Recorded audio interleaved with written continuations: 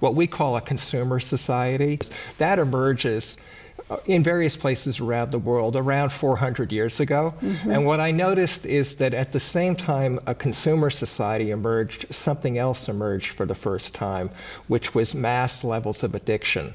If you look at the global economy that starts to emerge in the late 1500s, early 1600s, a lot of what's going on in that pre-industrial global economy is moving addictive stimulants around the planet. Addiction these days is understood in part as a disorder in psychological development.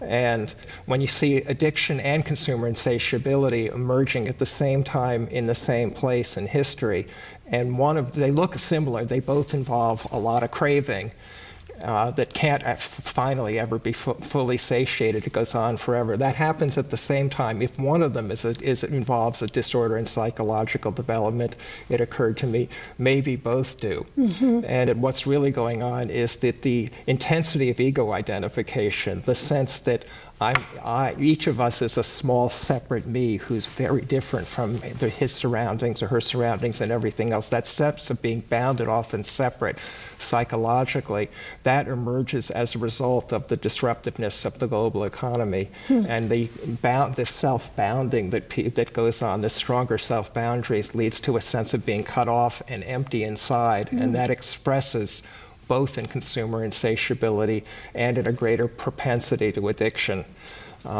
which has some interesting implications, because the big story we tell about capitalism is that it's the greatest engine that was ever created for addressing people's wants and needs. It produces lots of stuff. It's the way to satisfy our cravings. And I'm sort of saying, well, actually, it's the opposite of that. That's an illusion, because it's not satisfying our cravings. It's creating the psychology that's incapable of being satisfied.